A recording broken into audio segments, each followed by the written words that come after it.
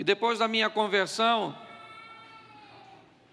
eu comecei a aprender algumas coisas e eu via que no ambiente religioso, pessoas viviam estilos de vidas diferentes, servindo o mesmo Deus, ouvindo as mesmas coisas, às vezes congregando na mesma igreja, e essas pessoas obtinham resultados diferentes.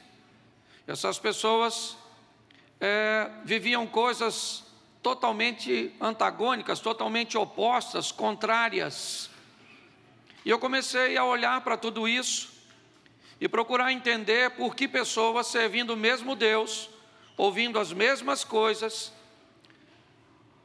levavam vidas tão diferentes, mas muito opostas. E eu comecei a me perguntar se isso tinha a ver com Deus, se Deus tinha seus privilegiados, se Deus olhava para alguém e disse: eu gostei de você, eu fui com a sua cara, e por isso você vai prosperar. E você? Não, você não vai vencer, porque eu não gostei de você. E eu descobri que não era assim que funcionava, que o ambiente de milagre para um podia ser um ambiente que o outro não sentiu nada. Um ambiente de vitória para um poderia ser um ambiente totalmente indiferente para o outro, porque não tinha a ver com Deus, tinha a ver com o posicionamento e a postura das pessoas. Então eu aprendi uma coisa que eu gostaria de compartilhar com você hoje, pois nós estamos, na verdade, num grande reality show, onde você decide. É você que decide, porque no que depender de Deus nós não vamos ganhar, nós já ganhamos, certo? Agora é importante nós entendermos o que vamos fazer. Precisamos entender que resultado é diferente de aceitação. Eu conheço muita gente que tem resultado positivo, mas o cara vai prosperar nessa terra de forma sensacional, mas não vai ser aceito. Vai passar por lá, Jesus vai estar sentado, vai olhar para ele, vai fazer assim, beleza, mas aqui não é o seu lugar, desce as escadas no final do corredor, que o chifruto está lá para te espetar com o seu garfo. Pessoas que têm resultado, mas não têm aceitação. Já descobri também que tem gente que vai passar por aqui e vai ser aceito por Deus, mas não vai ter resultado. Vai entrar no céu, louvado seja o Eterno, mas vai viver uma vida muito ruim aqui. Você conhece alguém assim? Que vai ganhar o mundo e perder a alma? Você conhece alguém que vai ganhar a alma, mas vai perder o mundo? Mas você conhece também aquele que vai sofrer muito aqui e depois ainda vai para o inferno?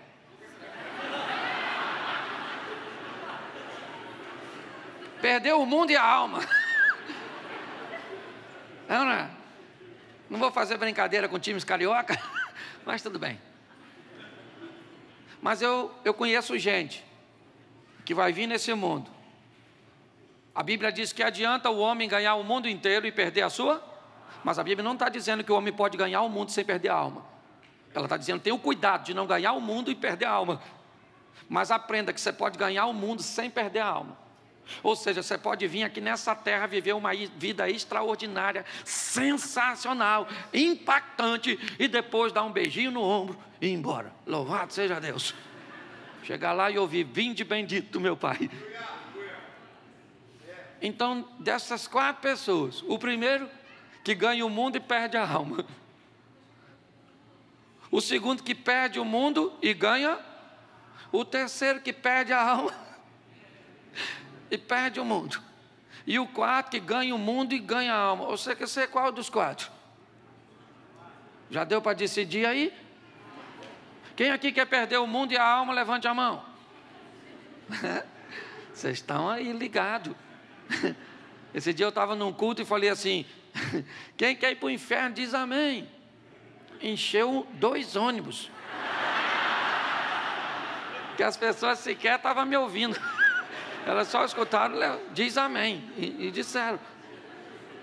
Então eu queria conversar com você. Resolva, certo? Como você vai viver, por vista ou por visão.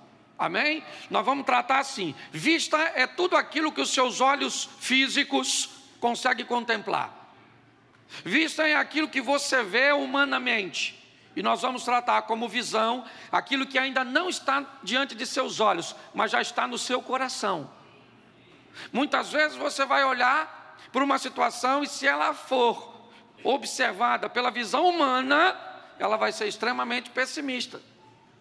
Mas se você aprender a olhar num ângulo diferente, numa visão, aí o que parece difícil não vai ser tão difícil assim.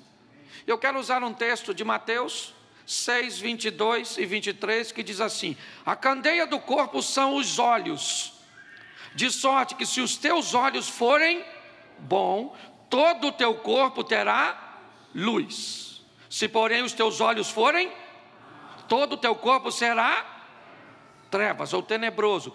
Se portanto a luz que há em ti são trevas, quão grandes trevas serão. Preste atenção no que o texto bíblico está dizendo.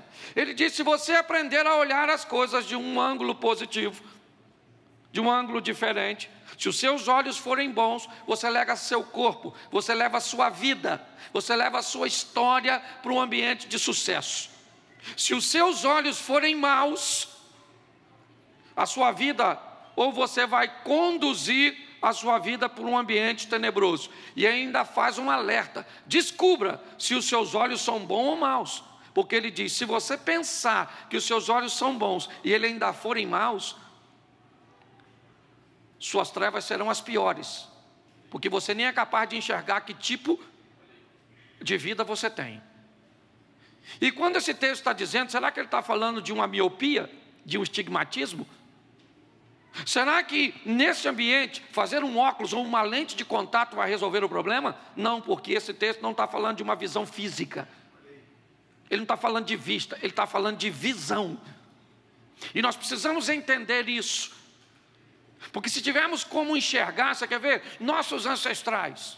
Vamos lá. Como é que o homem vivia no início de sua trajetória? Ao redor de uma fogueira. Quando descobriu o fogo. Porque antes disso, todas as vezes que escurecia, o homem parava as suas atividades. Ele tinha que se abrigar. Não havia atividades noturnas. Até que o fogo apareceu, o homem descobriu o fogo e ele fez uma fogueira. E isso deu a ele a possibilidade de ter alguma atividade noturna que girasse em torno da luz da fogueira, que não iluminava muito longe, talvez 4, 5 metros, mas esse homem já podia ir um pouquinho mais adiante, fazer alguma coisinha, porque a luz o levava adiante. Só que depois ele descobriu que podia usar uma luz móvel, uma tocha, que ele acendia e dava a ele condições de ir um pouquinho, não podia ir muito longe, porque senão a tocha apagava e ia ficar difícil. Mas já dava para ir um pouquinho, porque tem crente que vive ao redor da fogueira, com uma luz extremamente limitadora.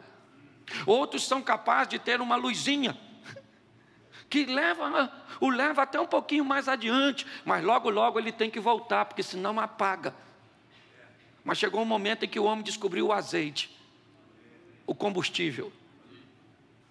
E aí agora, enquanto tiver combustível, ele tem luz. Enquanto tiver luz, ele pode ir avançando em meio às trevas. Porque a luz vence as trevas e não há limite. Enquanto tiver combustível, ele vai rompendo. Por isso que a Bíblia diz que não deve faltar óleo sobre a nossa cabeça. Lâmpada acesa. Para quê? Para vencer as trevas. Porque a batalha bíblica, ela é o seguinte: trevas versus luz. Trevas representando ignorância, luz representando conhecimento.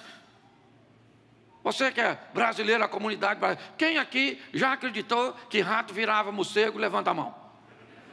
Aí.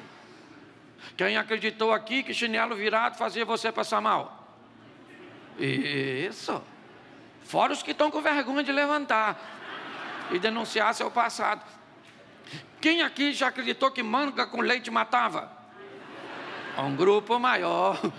Quem aqui que já acreditou que quando relampeava os relâmpagos, você tinha que cobrir os espelhos da sua casa? Levanta a mão. Que beleza. Olha só. Hoje você acredita nisso? Por quê? Porque a ignorância foi embora. Porque a luz chegou, o conhecimento chegou. Então é importante nós entendermos que hoje você vai encontrar gente que está ao redor de uma fogueira, com uma vidinha medíocre. E medíocre não é ruim, isso é que é complicado. Medíocre está na média. Então tem gente que se contenta com uma vidazinha ao redor de uma fogueirinha. Glória a Deus. Fique com o cheiro da fumaça. Mas já tem uns irmãozinhos que foram um pouquinho mais longe, você conhece? Eles foram com uma tochinha. Mas tem gente que pegou combustível e que descobriu a fonte do combustível. E aí para ele não há limite. Agora o desafio é saber como é que essas pessoas que estão ao redor da fogueira ou com a tocha vai saber lidar com gente que tem combustível para ir a lugares que eles não estão indo, para viver coisas que eles não estão vivendo. Então o combustível está disponível para todo mundo. Sim ou não? Mas a fogueira e a tocha também. Então não depende de Deus, depende de você. Está na hora de você falar para Deus: eu quero acender essa lâmpada, eu quero romper as trevas, eu quero viver o que ninguém está vivendo, eu quero provar o que ninguém está provando. Porque quando você viver com combustível para caminhar, primeiro, não dá tempo de olhar para a vida dos outros. Você vai rompendo, rompendo, rompendo e rompendo. Mas isso é uma opção. Aliás, Deus nos deu opções, certo? Você quer viver? Viva. Ao redor da fogueirinha, viva com a tochinha, ou pega essa lâmpada. Você quer ver? Quando a Bíblia fala de casamento, olha que coisa maravilhosa. O noivo vem buscar uma noiva de noite. Quando eu vi esse texto, já fiquei meio preocupado. Diz que tem 10 noivos, o que dá a possibilidade dele pegar a noiva errada.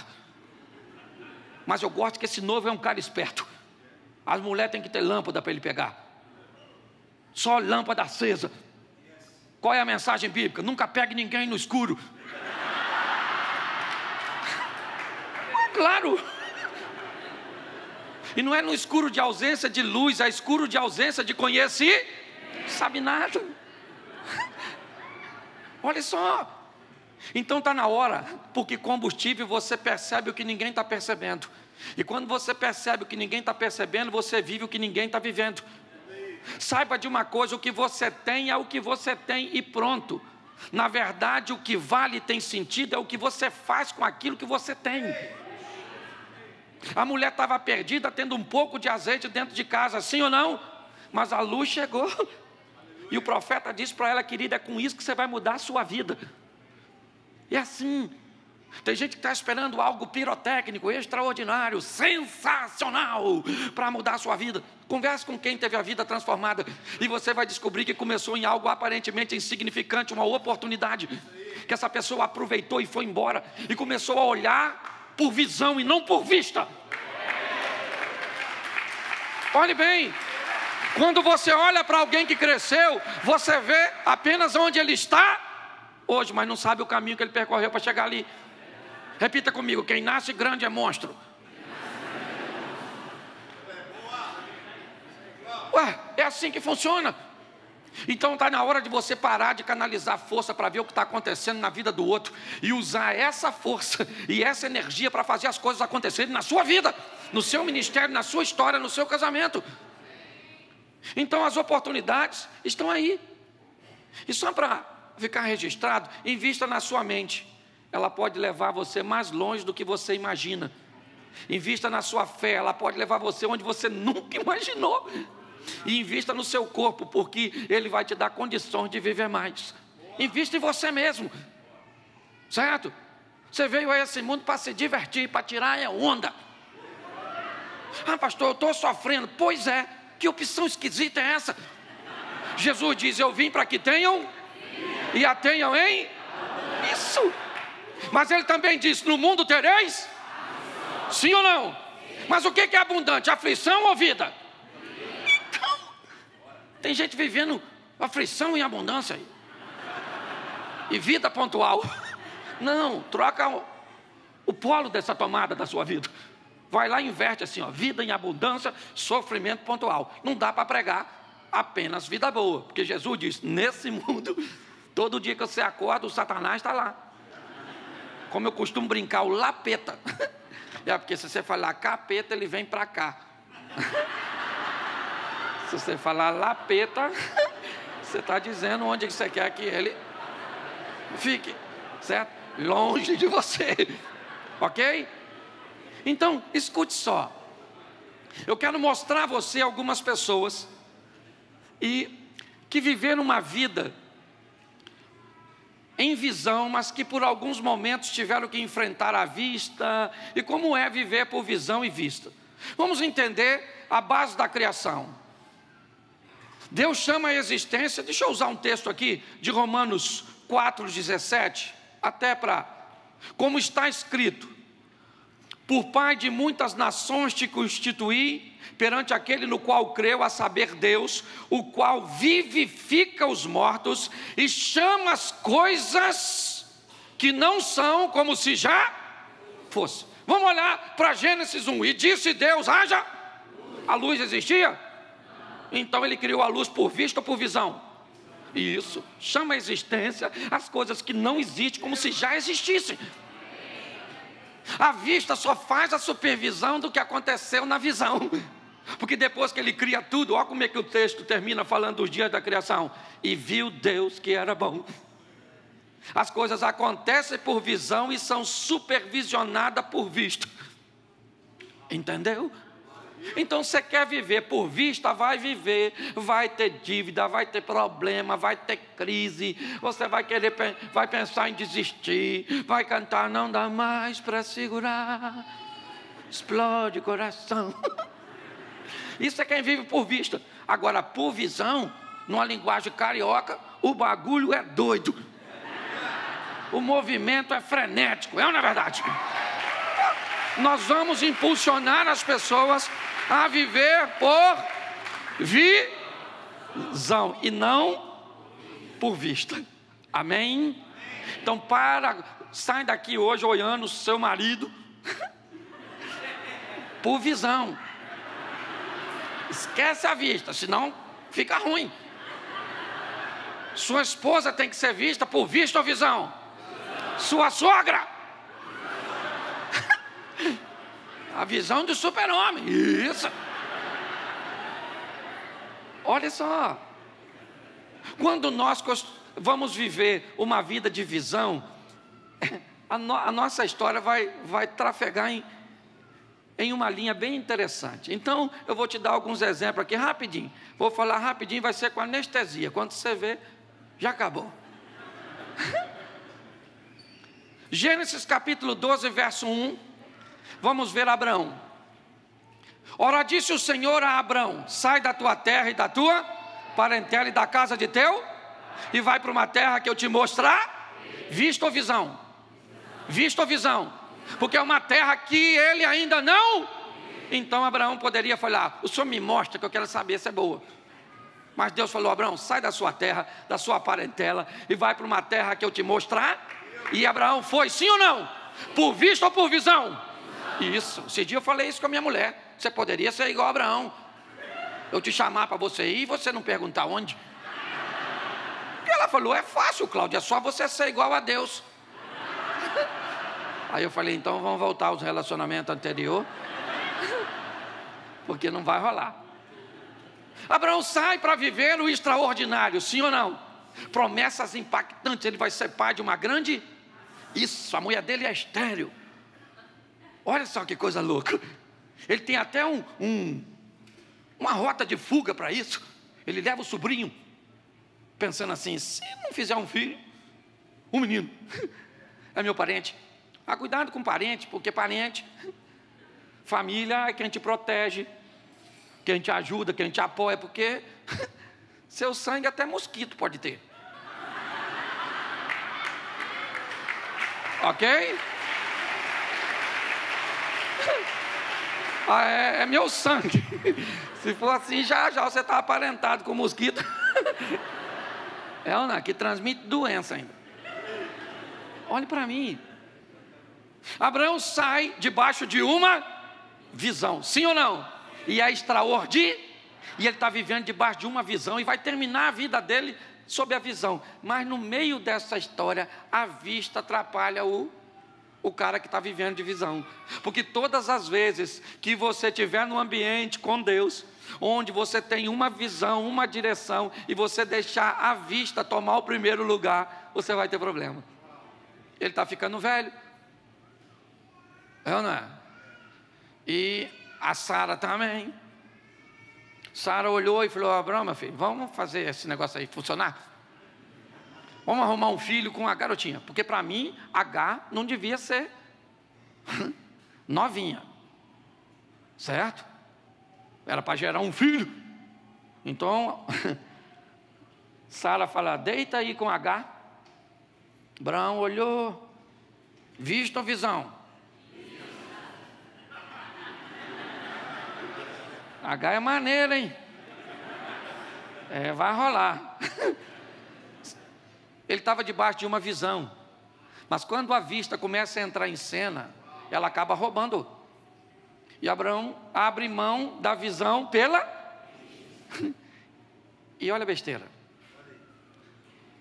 É isso que eu quero que você entenda. Cuidado, porque você pode estar indo muito bem, mas no meio da trajetória mantenha-se na visão.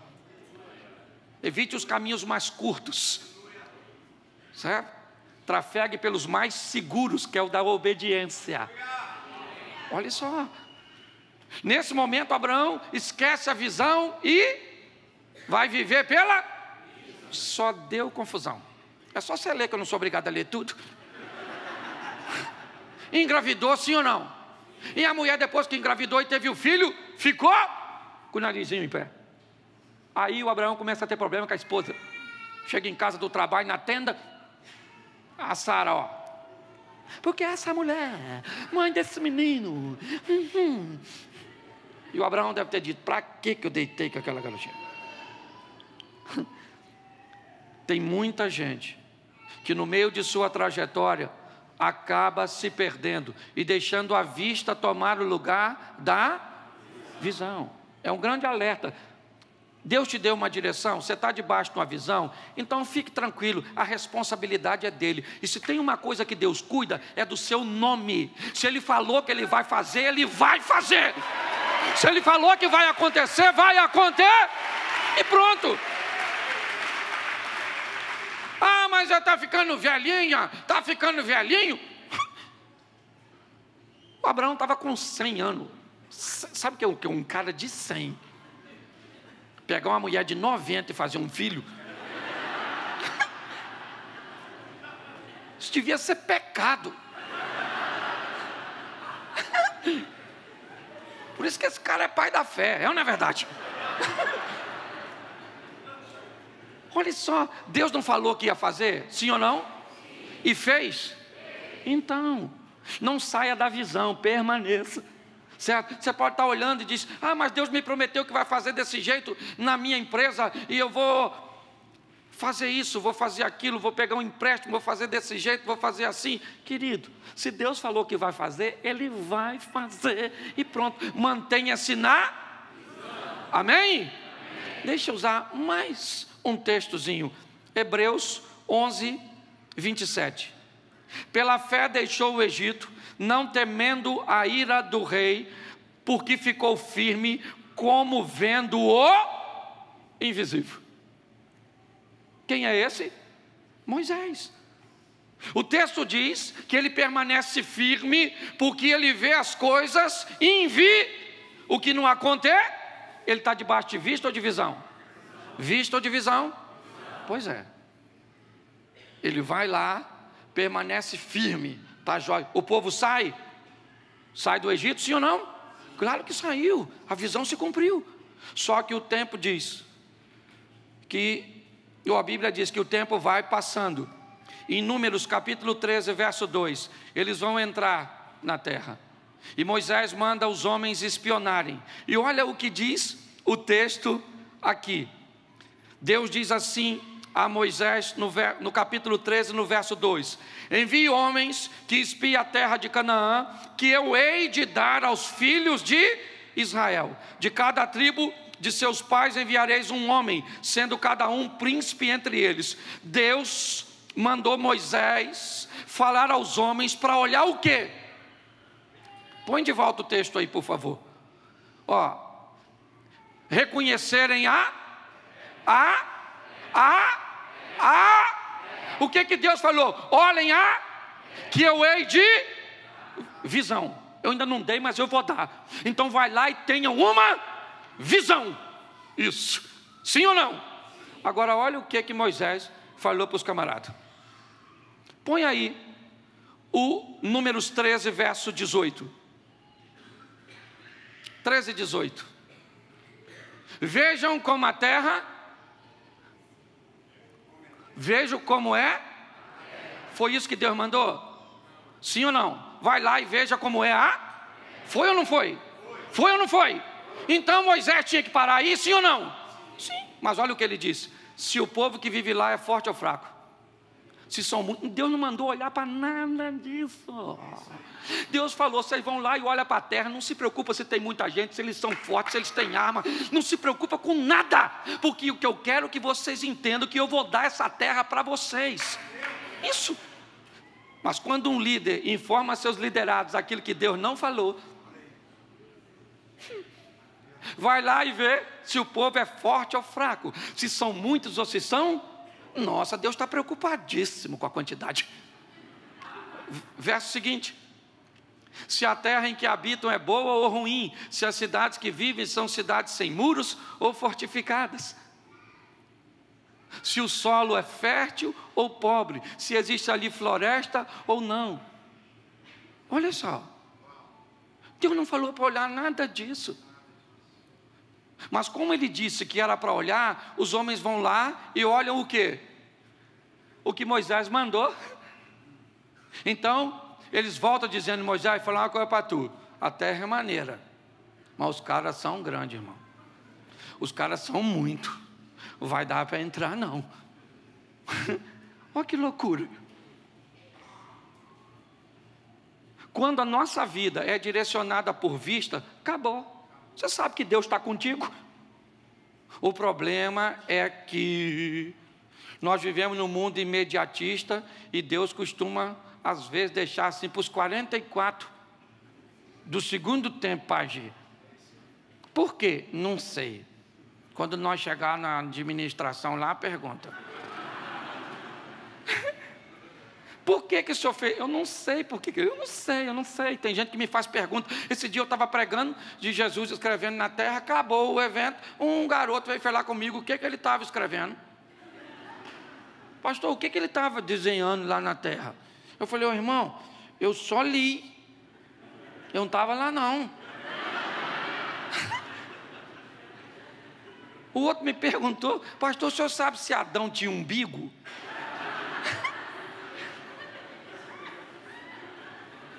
Onde estão os dinossauros na Bíblia? Eu falei: irmão, a minha vontade era falar: Senhor, manda um tiranossauro rex para comer esse imbecil aqui. Deixa eu falar uma coisa para você: ele faz do jeito que ele e acabou. Você tem que estar na visão. Então pare de olhar para o local que ele não mandou você olhar.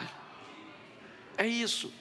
Aqui Moisés cria um sério problema para seus liderados, porque eles voltam com uma visão pessimista, porque olharam para onde não deveriam olhar. Aprenda a viver por vista. Deus te deu direção, vá e faz. Entendeu? O que é? Entrei no meu casamento, entrei nisso, é meu ministério, é por visão? É por visão. Então acabou. Eu estava chegando em casa há 5 anos atrás. Passei num local mais ou menos 300 metros da minha casa. Olhei para um galpão, vi uma igreja. Já tinha sido uma igreja naquele local. Eu achei que era alguma coisa do meu subconsciente que remeteu à lembrança. Falei: uma igreja. E como era próximo à minha casa, eu passava ali diversas vezes. E algumas vezes, durante o tempo, eu olhava para aquele local e via uma igreja. Até que um dia eu procurei o dono e falei assim: rapaz, você me aluga isso? Ele falou: aluga, você quer fazer o quê, Cláudio? Eu falei: eu vou fazer uma igreja. Mas a igreja está onde? Eu falei: sei lá, rapaz, eu passo aqui, estou vendo uma igreja, eu vou fazer uma igreja aí. Ele falou: sério? Eu falei: sério. Você não tem membro não? Eu falei: não tem não. Eu vou fazer a igreja. E comecei a reformar a igreja, o pessoal passava e perguntava: o que vai ser aí? Aí os meus funcionários falavam: uma igreja. Mas ela está onde? Sei lá, o pastor Cláudio está mandando fazer. Aluguei os 2 terrenos do lado e Deus falou comigo: inaugura, que no dia da inauguração eu mando o povo. Eu estava mandando um recurso, que era o mais difícil, que eu fiz tudo sem dinheiro de ninguém, só Deus enviando. Vamos embora. O pessoal falava: você é louco? Eu falei: eu sou. Eu casei, sou bom da ideia, não é verdade? Vê se isso tem jeito. Olha só.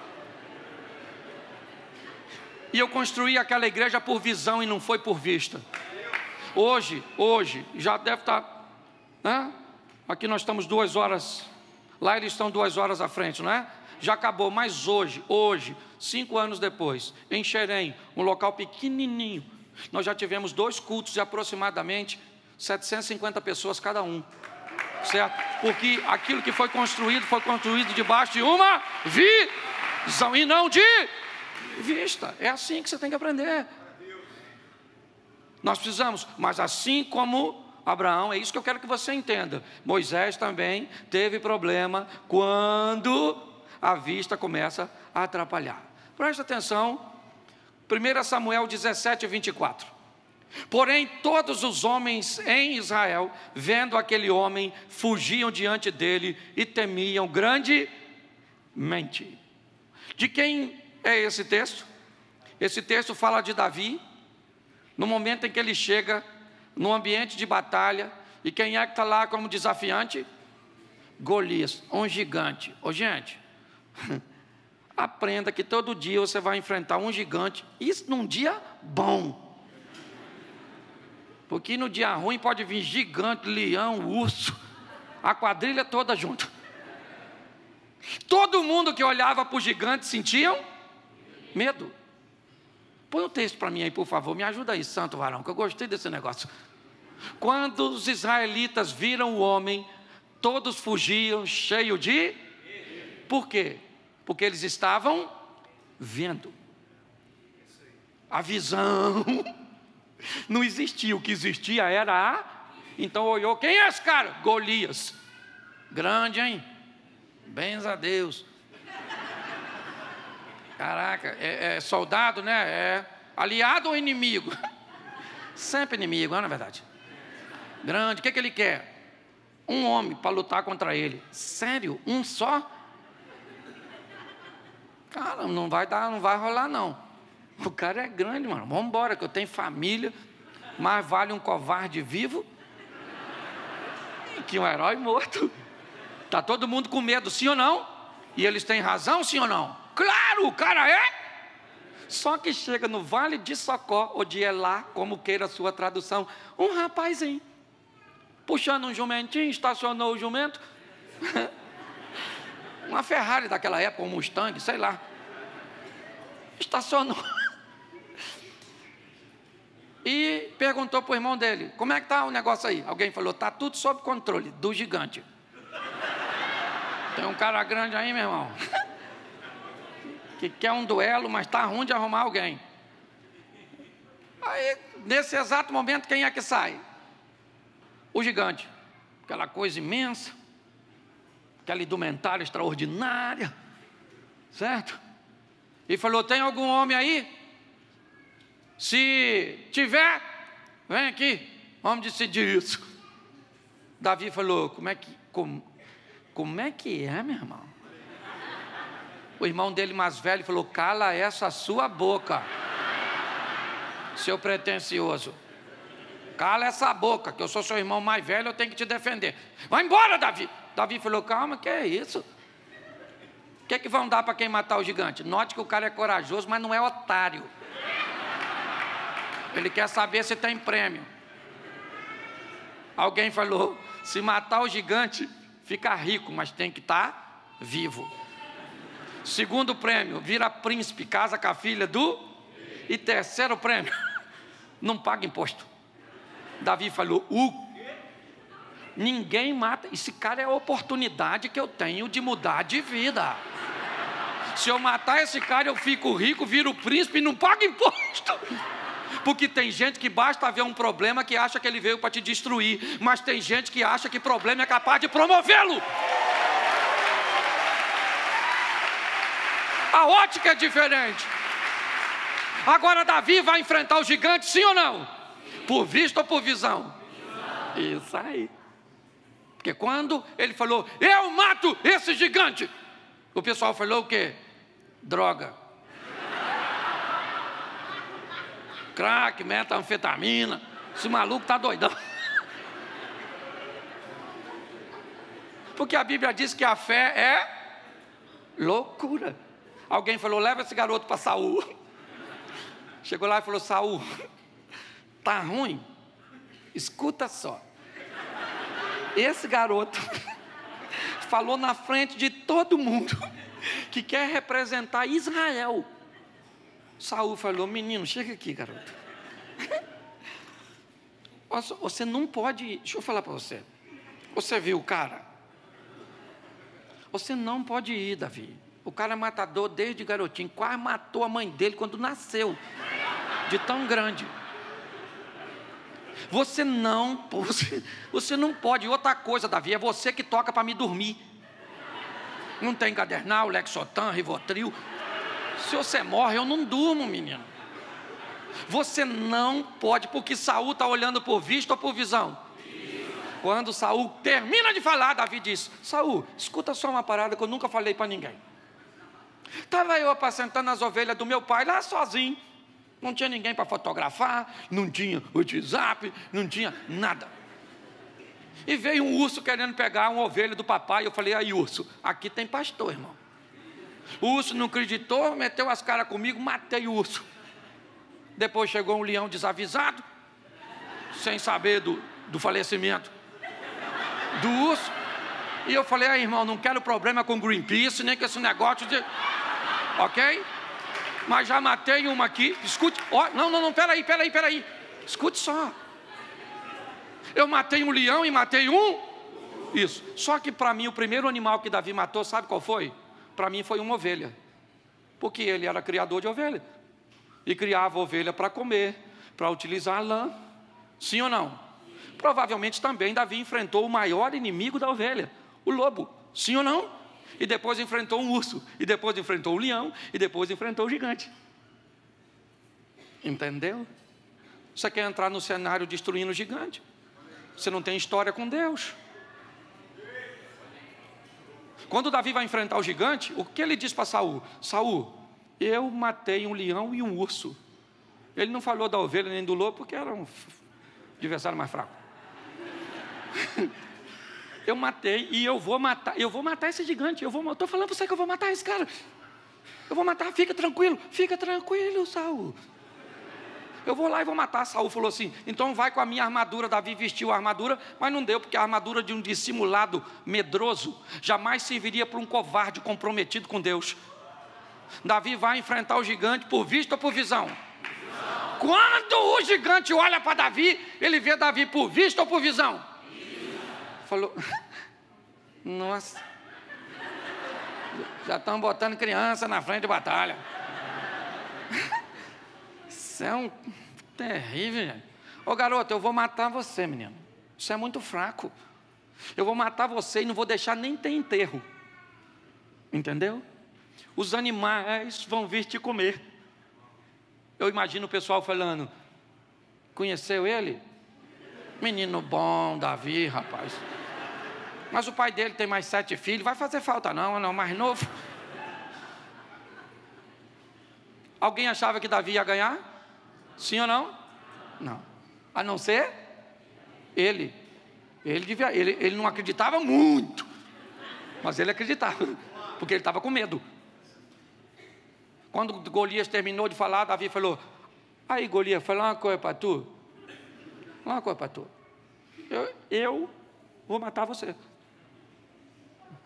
Me parece que Davi sabia que havia sido ungido para ser rei, não foi para matar gigante. Então eu imagino, e agora por favor, deixa eu aplicar desse jeito, porque os teólogos morrem quando eu falo. Mas eu imagino que Deus está falando, mas esse menino não devia enfrentar o gigante, não mandei isso. Vai morrer, vou ter que arrumar outro. Só que o garoto diz assim, eu vou contra você, em nome do Senhor dos Exércitos. Pensa, Deus escutando isso, ele vai no nome de quem que ele falou?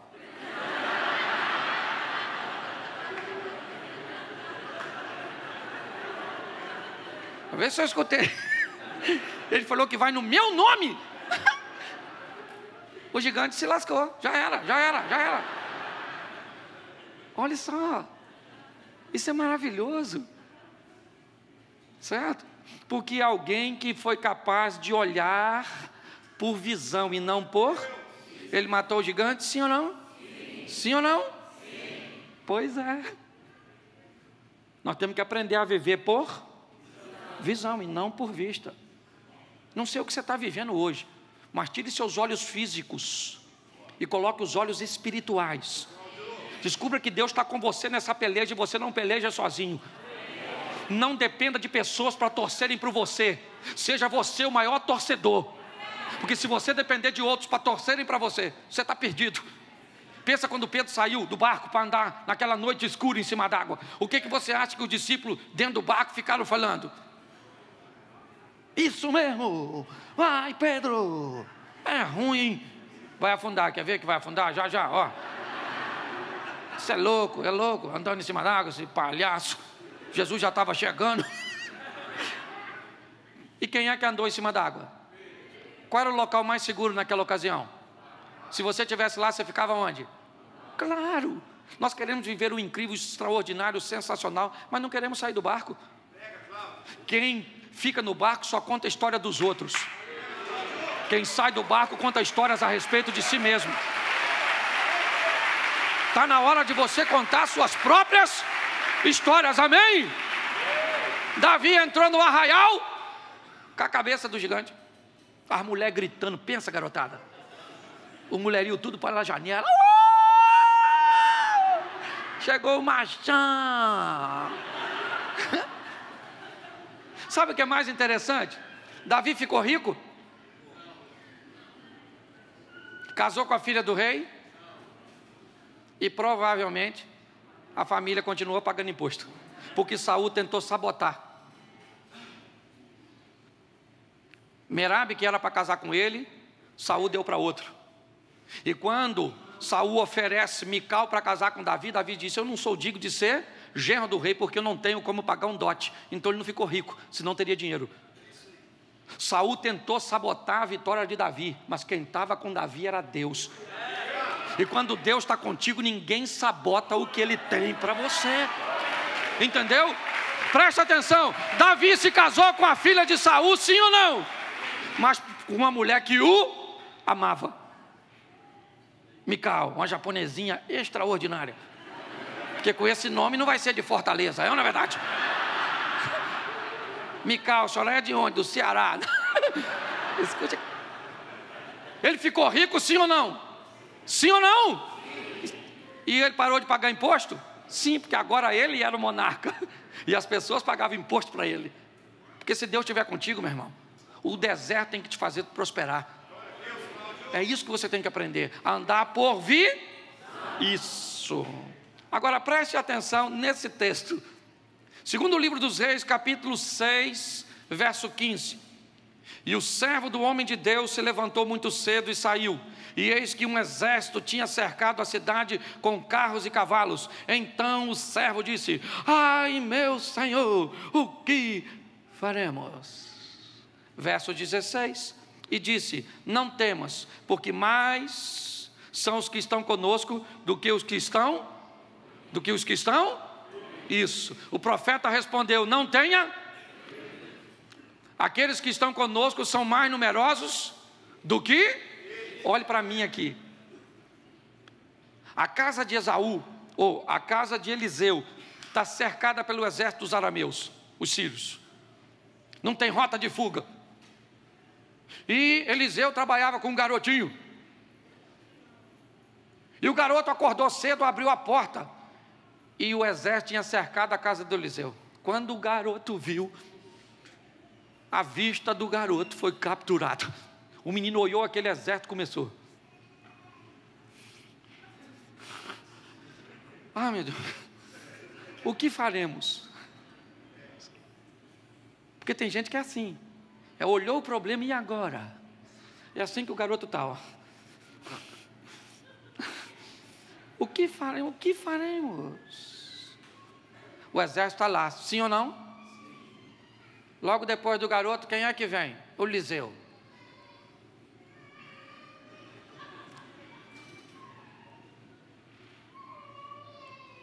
O exército que o menino está vendo é o mesmo que Eliseu está vendo, sim ou não? Claro, o exército está para o garoto, é o mesmo que está para o Eliseu.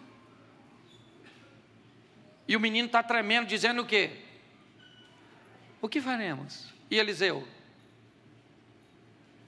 E o menino tremendo. E o Eliseu?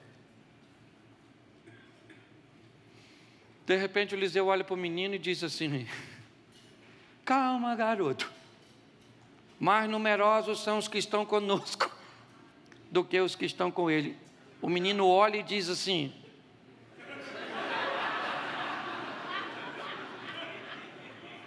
Eliseu está com medo, mais medo que eu, já somatizou, mais numeroso. Preste atenção, você sabe qual é a diferença nesse texto? É o olhar de um menino e o olhar de um homem de Deus. Quando você está numa situação, você pode olhar como uma menina, ou você pode olhar como uma mulher de Deus. Você pode olhar por vista ou por visão. O menino olha por vista, e quando ele olha por vista, ele vê os Mas quando Eliseu chega, ele não é menino, porque quando eu era menino, falava e pensava e agia como menino, mas quando eu me tornei grande, a primeira coisa que eu fiz é acabar com a meninice. Entendeu? Olha só, agora Eliseu está lá, o menino está tremendo, sim ou não? E Eliseu? De repente, Eliseu fala assim: Senhor, abre os olhos desse menino, para ele ver o que eu estou vendo. De repente, gente, o menino olha e começa a ver carro, cavalo e cavaleiro de fogo. Eu imagino o menino assim, ó.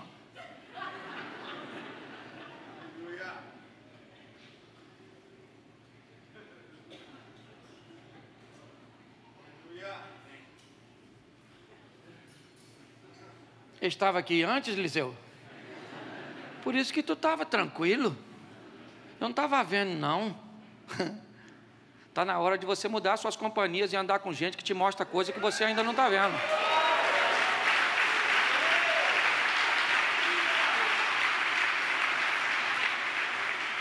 Quando Eliseu falou isso, o menino olhou. E agora o menino está vendo carro, cavalo, cavaleiro de fogo. Agora não é mais visto, agora é. Eu imagino o menino falando assim: veio pegar a gente aí, Eliseu, pensou que nós estávamos sozinhos, ó. Nós andamos em bando, nós somos quadrilha do eterno. Agora vem, maluco, agora faz questão de vir me pegar aqui. Chega aí, cavaleiro de fogo, aqui é uma verdade. Parece até pregação da caverna do dragão. Escute só. Olha só. Olha que coisa, gente, isso para mim é extraordinário. Alguém que aprende a viver por e não por. É isso que Deus está querendo falar comigo e com você. E para terminar, olha que maravilha. Ezequiel 37. Olha o que Deus diz para Ezequiel depois de levá-lo a um vale cheio de ossos. Olha só: filho do homem, porventura viverão estes ossos? Olha só, um vale de ossos secos está diante de um profeta, e Deus pergunta ao profeta: o que você está vendo, camarada? Dá uma volta aí, um rolé no meio do E ele fala: eu estou vendo os ossos, e os ossos estão... E Deus pergunta: pois é, pode voltar à vida esses ossos? Se for por vista, pode? Mas se for por visão? Por isso que Ezequiel disse: o Senhor é que sabe, não quero me meter nisso. O Senhor é que sabe. Se eu for falar o que eu estou vendo, não vai, é osso sem sequem, não tem sombra de... Mas quando ele me parece que quer tirar o corpo fora, Deus traz ele para dentro. Então, se é isso, querido, profetiza. Então profetiza. Se é meu profeta, então diz para esse osso seco. E aí não dá para ser com visão, não dá para ser com vista, tem que ser por... Diz a ele: ossos secos, ouvi a palavra do Senhor. Está na hora de sairmos daqui, gente, para vivermos o extraordinário, o incrível. E não dá para viver tudo isso vivendo por vista. Nós temos que romper a barreira e viver debaixo de uma visão, onde você consegue enxergar coisas que as pessoas ainda não estão vendo, viver coisas que as pessoas não estão vivendo. É isso. Essa é a proposta para mim e para você. Se você olhar quem está vivendo o incrível e o extraordinário, pare e pense, cada um na sua esfera. Mas é porque aprendeu a viver visão. Olhe seu casamento, olhe seus filhos, olhe seus negócios, olhe seu ministério. Olhe por visão e não por vista. Porque quando isso acontecer, primeiro, seu vocabulário muda em torno daquilo que você está vendo. Você vai começar a falar coisas diferentes do seu casamento, coisas diferentes da sua empresa, coisas diferentes da igreja, coisas diferentes da sua fé. Mas enquanto você estiver por vista, o negócio vai ficar difícil para você. Então eu queria que você ficasse de pé agora, só quem está sentado. Que tem uma turma que já está em pé aí. Feche os seus olhos. Obrigado, querido. Feche seus olhos, pode fechar que ninguém vai pegar nada seu não.